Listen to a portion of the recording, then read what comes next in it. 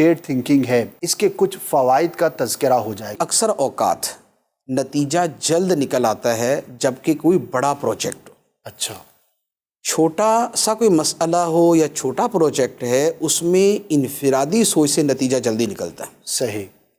کیونکہ چھوٹی سوچ ہے، چھوٹا معاملہ ہے، انسان نے سوچا اس کو جو ہے نا وہ حل کیا اور اس نے فائنل کر دیا. لیکن بڑے کام کے لیے بہت سی جہتیں دیکھنا پڑتی ہیں اور وہ ساری جہتیں ایک انسان کے ذہن میں بیک وقت نہیں آتی.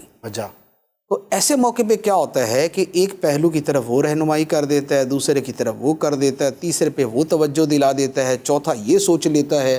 تو یوں بہت تیزی کے ساتھ ایک فائنل جو مشورے کی نتیجے کی صورت ہونی چاہیے وہ سامنے آ جاتی ہے. جی.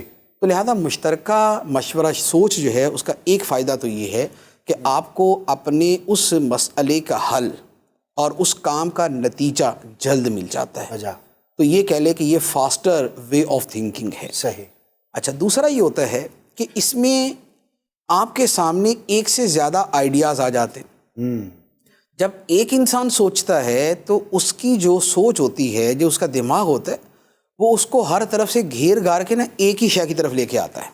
ایسا ہی. یا ایک سے دو ہو سکتے ہیں کہ یار یہ بھی ہو سکتا ہے اور یہ بھی ہو سکتا ہے.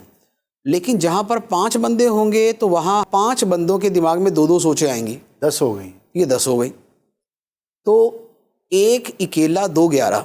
ایسا ہی. یہ وہ والا معاملہ ہوتا ہے کہ جب چند افراد مل کر کسی بات پہ مشورہ کرتے ہیں تو آئیڈیاز کی تعداد بڑھ جاتی ہے اور نتائج کی تعداد بڑھ جاتی ہے. اور یہ ایک پازیٹیو سائن ہوتا ہے کہ انسان 2 کی جگہ اس کے سامنے 10 آپشن آ جائیں. جی.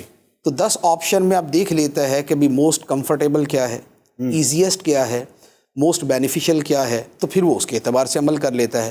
تو ایک فائدہ یہ بھی ہے کہ اس میں آئیڈیاز زیادہ آ جاتے ہیں. اچھا، تیسرے نمبر پہ یہ ہوتا ہے کہ مشترکہ طور پہ سوچنے کے اندر اس سوچ کی جو میچورٹی ہے جی اور جو اسٹرینتھ ہے وہ بڑھ جاتی ہے. کیونکہ ایک انسان کی سوچ میں غلطی کا احتمال زیادہ ہے، 2 کی سوچ کے اندر غلطی کا احتمال اتنا کم ہو جاتا ہے، 5 کی سوچ میں اس سے زیادہ کم ہو جاتا ہے. کیونکہ جتنی عقلوں نے، جتنی سمجھوں نے، جتنی دانش مندیوں نے اس کے اوپر غور کیا، اس کو اتنا زیادہ یوں کہہ لے کہ موڈیفائی کرتے رہے، اتنا زیادہ ریفائن کرتے رہے، اتنا زیادہ بیوٹیفائی کرتے رہے اور اتنا زیادہ اچھے سے اچھی سوچ جو ہے وہ سامنے آتی رہی. تو لہٰذا ایک بہت بڑا فائدہ شیئرڈ تھنکنگ کا یہ ہوتا ہے کہ اس میں جو نتیجہ سامنے آتا ہے وہ اسٹرانگ بھی زیادہ ہوتا ہے. صحیح. اس میں میچیورٹی بھی زیادہ ہوتی ہے، اس میں غلطی کے امکانات بھی کم ہوتے ہیں. تو یہ جو ہے وہ اس کے ساتھ فوائد وابستہ ہیں. اچھا، ایک اور فائدہ بھی ہوتا ہے جو آپ کو بہت تجربہ ہوگا کہ خاص طور پہ آرگنائزیشنل اسٹرکچر جہاں پر بھی ہوگا وہاں پر اس کا فائدہ ہوگا کہ ایک آدمی کی سوچ نہیں کہلاتی. ہوتی سوچ ہی ہے، جی ہوتی سوچ ہی ہے، لیکن ایک آدمی کی سوچ نہیں کہلاتی، آرڈر کہلاتی ہے. صحیح. وجہ. اور آرڈر ماننا یہ عام طور پہ ہمارے مزاج میں نہیں ہے. ایسا ہی. یعنی کہ حکم تسلیم کرنا جو ہے نا یہ ہمارے جو ہے نا وہ ہمارے اندر جو جذبہ حریت ہے یہ اس کے خلاف ہوتا ہے کہ ہم کسی کا حکم مانیں. ایسا ہی. ہمیں عرض کیا جائے یا ہمیں مشورہ دیا جائے، یعنی کہ ہمارا جو عمومی ماحول ہے ملک کا وہ اس طرح کا ہے. اچھا، تو اب کیا ہوتا ہے کہ جب آپ مشترکہ طور پہ کسی شے پر کلام کرتے ہیں اور سب کی مشاورت سے آپ ایک شے طے کرتے ہیں، ایک فیصلہ کرتے ہیں، تو اس میں ہر بندہ اس کا اونر ہوتا ہے.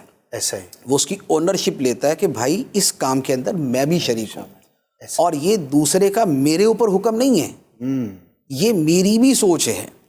تو اس میں جو تعاون کرنے کا جو لیول ہے نا وہ بڑھ جاتا ہے، بہت بڑھ جاتا ہے. تو مشترکہ سوچ کا شاید میں کہتا ہوں کہ بقیہ فوائد سے زیادہ بڑا فائدہ یہ ہوتا ہے.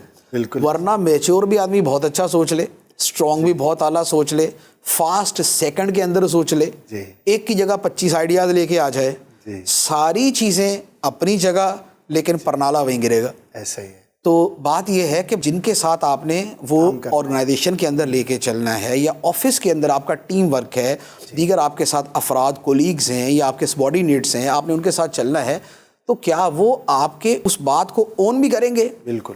یا وہ یہ کہیں گے کہ بھائی اس کو نہ کرنے میں ہماری سکسیس ہے، کیوں؟ اس لیے کہ اس کی فیلئر ہے، جی اس کا فیل ہونا ہمارا پاس ہونا ہے، جی لیکن جب وہ سب کی سکسیس ہے تو پھر سارے اس کے لیے کوشش بھی کریں۔